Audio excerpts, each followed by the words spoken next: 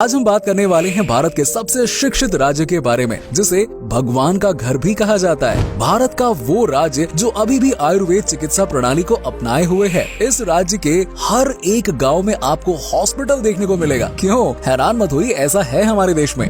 वहीं प्राकृतिक खूबसूरती से परिपूर्ण इस राज्य में होती है मॉनसून की पहली बारिश। दोस्तों, दुनिया का सबसे अमीर मंदिर आपको इसी राज्य में देखने को मिलेगा। और इतना ही नहीं, भारत की सबसे पहली चर्च और मस्जिद कहाँ है, यही तो बनी थी। इस राज्य को भारत का सबसे ईमानदार राज्य भी माना जाता है। और ये भारत का वो राज्य है जहाँ के महिलाएं सबसे ज्यादा सोने के आभूषण पहनती हैं। दोस्तों, चलिए आपको नाम बता ही देते हैं। ये राज्य कोई और नहीं बल्कि है केरल। जी हाँ, चलिए दोस्तों, फिर एक साथ चलते हैं खूबसूरत राज्य केरल के बेहतरीन सफर पर। मजा आने वाला है, तो इस वीडियो को एंड तक जरूर देखिएगा। लेकिन हाँ, वीडियो पे आगे बढ़ने से पहले चैनल को सब्सक्राइब करके वो वाला बेल आइकन जरूर दबा दीजिएगा।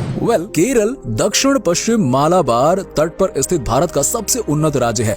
केरल राज्य का गठन 1 नवंबर 1956 को हुआ था और इस राज्य की सीमाएं कर्नाटक, तमिलनाडु और लक्षद्वीप से जुड़ी हुई है। राज्य की जनसंख्या की बात करें तो ये है 3.46 करोड़ के आसपास और जनसंख्या के मामले में केरल भारत का 13वां बड़ा राज्य है। दोस्तों, केरल के मन मोह लेने वाली खूबसूरती के कारण ये राज्य देशी और विदेशी पर्यटकों के बीच में बहुत ही लोकप्रिय है। पश्चिम में अरब सागर, पूर्व में पश्चिम घाट और आपस में जुड़ी 44 नदियों वाले इस राज्य में ऐसी बहुत सारी भौगोलिक गुण हैं, जिसके चलते ये राज्य एशिया का सबसे पसंदीदा पर्यटन स्थल बना हुआ है। ये अपने लेक वाटर, खूबसूरत चाय के बागान, नौका विहार, हाउस बोट और खूबसूरत वादियों के लिए काफी लोकप्रिय है। छुट्टियां बिताने के लिए ये राज्य किसी स्वर्ग से कम नहीं है। चलिए अब हम आपको बताते हैं केरल का मतलब। दोस्तों, केरल शब्द की उत्पत्ति केरा और आलम से हुई है। केरा का अर्थ है नारियल और आलम का अर्थ है भूमि। इसीलिए केरल को नारियल की भूमि कहा जाता है, क्योंकि यहाँ आपको चारों तरफ नारियल के पेड़ ही दिखाई देंगे। यहाँ पर तकरीबन 7.7 लाख हेक्टेयर भूमि पर नारियल की खेती होती है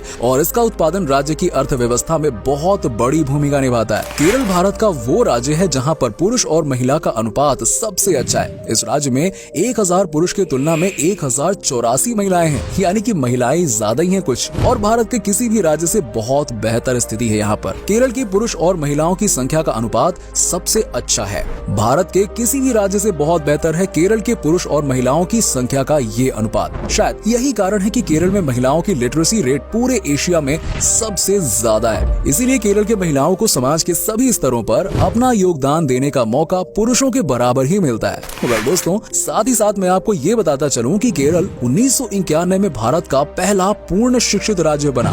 केरल भारत का एकमात्र ऐसा राज्य है जहां की साक्षरता 100% है।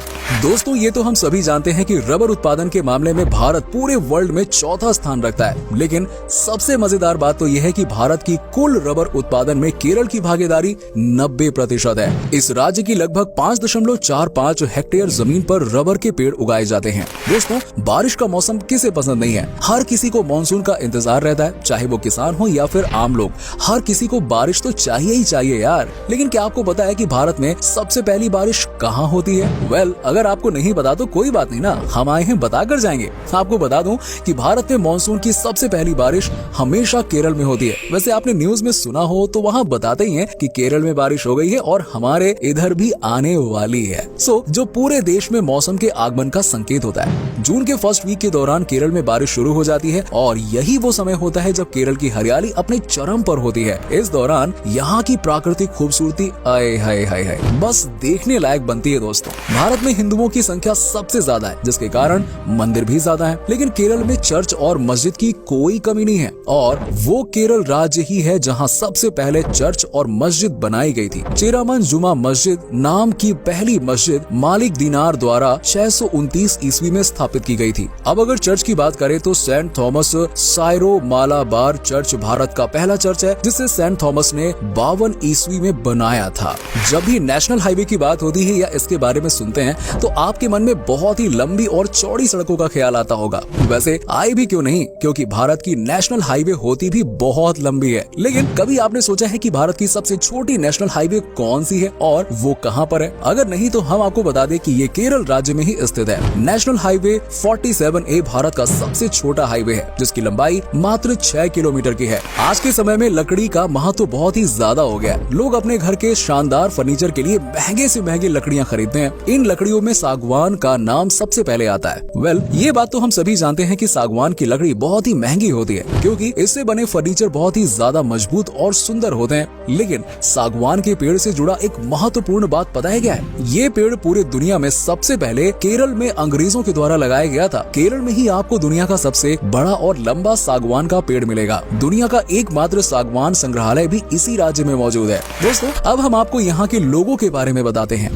केरल के लोग बहुत ही बिंदास किस्म के होते हैं, मतलब कि यहाँ के रहने वाले लोग बहुत ही हेल्दी लाइफ जीते हैं। अगर बात करें केरल के लोगों की औसत आयु के बारे में, तो इस राज्य में रहने वाले लोगों की औसत आयु 75 साल है, जबकि अपने देश भारत की औसत आयु कितनी है? 64 साल। अब इसी बात से आप अंदाजा लगा सकते हैं कि यहाँ के रहने वाले लोग अपने जीवन को कितने अच्छी तरह से मेंटेन करते हैं, हेल्दी रहते हैं। दोस्तों, क्या आपको पता है कि भारत का सबसे ज्यादा इंटरनेशनल एयरपोर्ट केरल राज्य में स्थित है? केरल राज्य देश का पहला राज्य है जहाँ 4 इंटरनेशनल एयरपोर्ट चालू हैं। ये एयरपोर्ट कोचीन, कोझिकोड, तिरुवनंतपुरम और कन्नूर जिले में स्थित है और इन एयरपोर्ट्स में सबसे अच्छी कोचीन एयरपोर्ट है, क्योंकि ये एयरपोर्ट दुनिया का पहला एयरपोर्ट है जो पूरी तरह से सोलर पावर से चलने वाला एयरपोर्ट है। पर्यावरण के प्रति योगदान के लिए संयुक्त राष्ट्र द्वारा इस एयरपोर्ट को चैंपियन ऑफ द अर्थ से सम्मानित किया गया है। आपको जानकर खुशी होगी कि केरल भारत का एकमात्र ऐसा राज्य है जिसके हर एक गाँव में हॉस्पिटल मौजूद है। शायद यही वजह है कि यहाँ के लोगों की औसत आयु भारत में सबसे ज्यादा है। ये हॉस्पिटल भले ही गाँव में है, लेकिन इन हॉस्पिटल्स में सारी आधुनिक सुविधाएं उपलब्ध हैं। हर गांव में हॉस्पिटल होने के कारण राज्य में चाइल्ड डेथ रेट भी पूरे भारत में सबसे कम है। दोस्तों, अगर आपने रामायण पढ़ी या फिर सुनी है तो यकीनन जटायु की स्मृतियां आपके जहन में तो जरूर होंगी, है ना? जी हाँ, वही जटायु जिसने सीता माँ की रक्षा करते हुए रावण के चंगुल से उन्हें बचाने का प्रयास किया था और अपने प्राण त्याग दिए। उन्हीं अपार शक्ति वाले जटायु को आधार बनाकर केरल के कोल्लम जिले में तैयार किया गया जटायु नेचर पार्क 65 एकड़ में फैला हुआ है और इस पार्क में रोमांच और मनोरंजन को बड़ी कलात्मकता और खूबसूरती से समायोजित किया गया, जहां से आप ऊबड़ खाबड़ पहाड़ों के मनोरम दृश्य देख सकते हैं। इसकी सबसे बड़ी खासियत है यहाँ बनी जटायु की प्रतिमा, जो दुनिया का सबसे बड़ा पक्षी मूर्ति है। ये स्कल्पचर कुल 30,000 स्क्वायर फीट में फैला हुआ है। इतने एरिया में 14 टेनिस कोर्ट समा सकते हैं। क्यों चौंक गए ना? एक पहाड़ पर बनी ये प्रतिमा 200 फीट लंबी, 150 फीट चौड़ी और 70 फीट ऊंची है और इसे बनाने में 7 साल का समय लगा। अगर त्योहार की बात करें तो केरल का प्रमुख त्योहार ओणम है। फसल काटने की खुशी में इस त्योहार को पूरे केरल में बहुत ही धूमधाम से मनाया जाता है। पूरे देश में केरल के लोग सबसे ज्यादा धर्मनिष्ठ होते हैं। केरल के विभिन्न समुदाय के लोग एक दूसरे के उत्सव में भरपूर साथ देते हैं। ओणम के मौके पर यहाँ बोट रेस का आयोजन देखने को मिलता है। इसके अलावा यहाँ के लोग नवरात्रि उत्सव, महाशिवरात्रि, क्रिसमस, रमजान, बकरीद जैसे त्योहार को बड़े ही उत्साह के साथ मनाते हैं। वहीं केरल की वेशभूषा की बात की जाए तो ये दक्षिण भारत के अन्य राज्यों से मिलता जुलता है। केरल राज्य की पारंपरिक पोशाक को मंडू कहा जाता है। यहाँ की महिलाएं साड़ी पहनती हैं, जिसे मुंडम नेरियथम के नाम से जाना जाता है। केरल के पुरुष धोती पहनते हैं, जो कमर के नीचे पहना जाता है। साथ ही वो शरीर के ऊपर कंधे पर तौलिया की तरह एक चादर रखते हैं। केरल के खान पान की बात की जाए तो यहाँ धान की खेती बहुत ही अच्छी होती है। इस कारण केरल के लोगों का मुख्य भोजन चावल है और इसके तटीय इलाके में मछली भी प्रिय भोजन है। यहाँ के प्रिय भोजन में नादान, कोझी, वरुथु का नाम आता है।